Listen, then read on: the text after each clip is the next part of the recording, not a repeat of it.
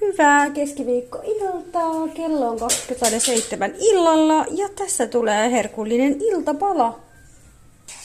Tämmöisellä ja tämmöisellä.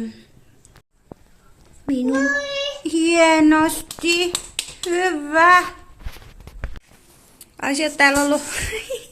Hieno matu. Hieno.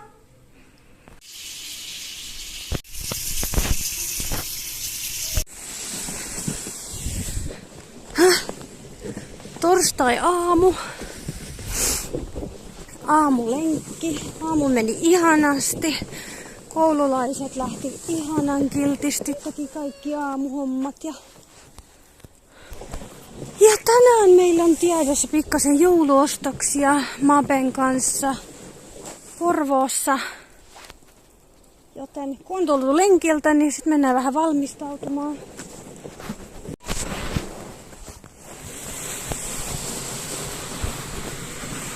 Se on perjantai. Hyvää syntymäpäivää minulle. Näytän kauhealta. Tuntuu kauhealta. Mut me käytetään nyt lipsu ja sen jälkeen me lähdetään Tokmanniin. Sitten lapset lähtee iltapäivällä isäviikonlopulle. Ja minä menen kavereideni kanssa johonkin.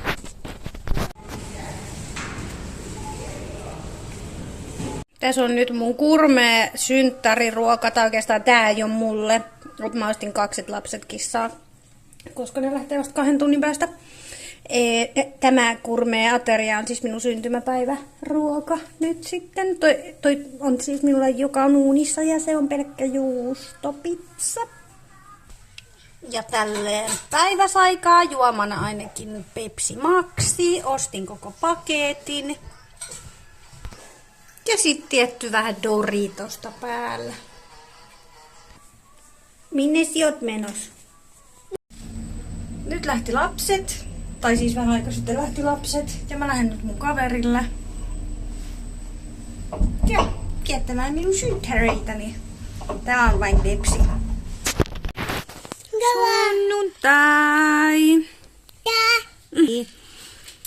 Minun ihanuudet tuli kotiin äsken.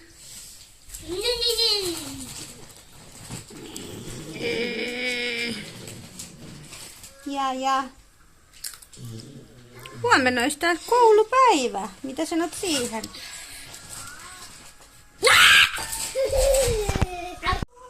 Synttärit ei mennyt ihan niin kuin olin suunnitellut. Ensin oli ihan kivaa. Mut sitten tuli sellainen, miten mä nyt sanoisin tän silleen niin kuin kivasti muutamalla sanalla. Joku mun elämästä poistunut ihminen on järjestänyt semmoisen pienimuotoisen mustamaalauskampanjan. Ja tää selvisi mulle syntymäpäivänä. Ja sanotaan, että se nyt ehkä vähän pilas koko päivän.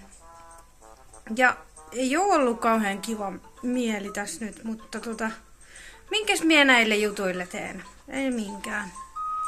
Olkoot.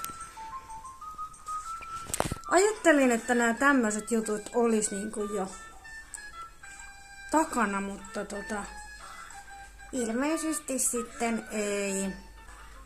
No, ei se mitään. Nyt minulla on minun pikku nuppuset kotona ja nuppusten kanssa käymme kohta nukkumaan. Nippe on ollut vähän huonona. Mä sanoin jo Oskalle, että voi olla, että ensi viikolla joudutaan viedä Nippe lääkäriin viimeistä kertaa, että koska silloin noi kasvaimet ja se on alkanut vaikuttaa vähän siltä, että ei ole enää kauhean helppo olo sillä. Niin katsotaan, miten tässä nyt käy. Mut näillä mennään nyt sitten eteenpäin. Oskar olisi halunnut lähteä vielä Pulkkamäkeen, kun ei ollut päässyt Pulkkamäkeen viikonloppuna, niin hän halusi, että menemme, mutta Minulla on pesukone päällä ja kello on aika paljon, joten niin kun mennä Pulkkamäkeen. Sä ajattelit kaivella näitä juttuja kaapista, kun me ei pakkaa kuule nämä kaikki pikkuhilppeet. Mites päin tää oikein aukeaa?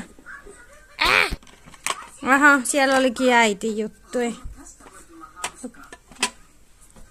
No jaha, kiitti. Yö. Tota nyt ehkä tarvitsee. Jaa.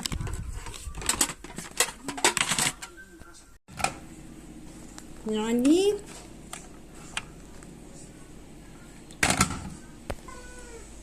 Se oli Oskar. Oskar halusi mennä käyttää Lippen pihalla. Ja totta kai minä annoin hänen käyttää Lippen pihalla. Minähän tässä pääsin vähemmällä. Mut koska hän oli huolissaan, niin hän haluaa nyt pitää kovasti huolta.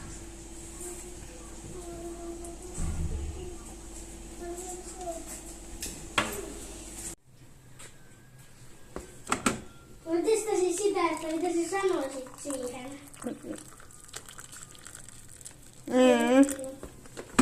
Niinhän sä teit, joo.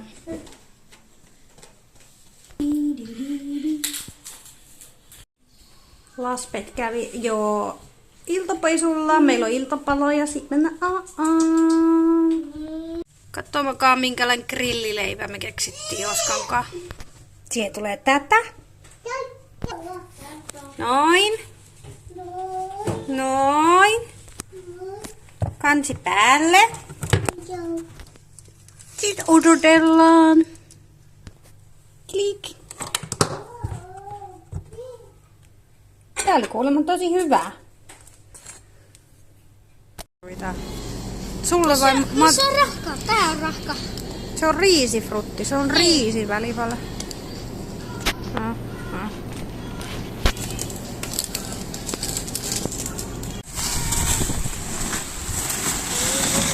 Me haettiin pikkasen paketteja kauppaostoksi.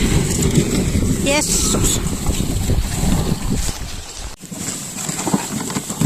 Meillä on vaihto. Nyt lähtee kotiin kokkailemaan vähän ruokaa. Oska valkkas meidän ruuan tänään.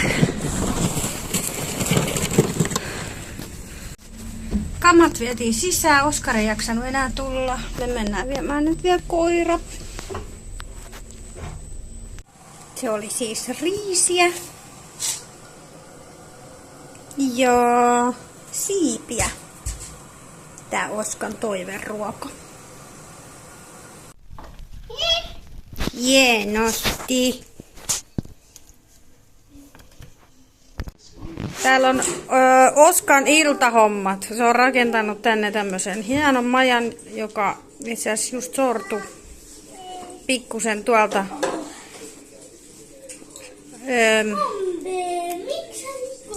Ei se ollut Matu. Matu tuli sinne tosta. Meidän joulukuusikin pääsi hienoksi maja tukiseinäksi. Ihan hyvä se on. Se on sika hyvä. Ei voit mennä vitsiin. Siis vautsi. Siis kuka tän siivoo? Kaikki noi lelutkin, mitkä... No hyvä. Hei. Tänään on tiistai. Tänään on ollut tosi hirveä päivä. Mennään ihan just pesulle. Me tän aamulla Nippe oli melko huonona. Ja mulla oli pakko soittaa eläinlääkärille, joka sitten sanoi, että niin kun tuutteko heti. Ja mä sanoin, että jos mä vaan voin, että se ei ole niin kun kipeän oloinen, että se varmaan pärjää huomiseen. Ja se sanoi, että ok, mutta jos tulee semmonen, että se on kipeä, niin siitä pitää mennä päivystävälle. Mutta tää on siis sen viimeinen matka, mikä tulee nyt olemaan, että sen toisen syöpä on mennyt niin pahaksi, että se ei enää voi olla meidän kanssa. Ja me olemme täällä nyt tänään pillittäneet ja oltu sen kanssa ja sanottu hyvästä ja niin kun yrittänyt vähän saada ajatuksia myös muualle ja pakkaillut tavaroita. Mut kaiken tämän päälle nyt vielä tää niin koska tulee sellainen hetki, että ei tarvii nyt jaksaa tämmöistä niin koko ajan jotain. Kun toivon niin paljon, että ensi vuosi on jotenkin hyvä. No, joka tapauksessa en mä jaksanut sen enempää nyt vloggailla tänään. Ja en tiedä, jaksanko huomennakaan, tuskin.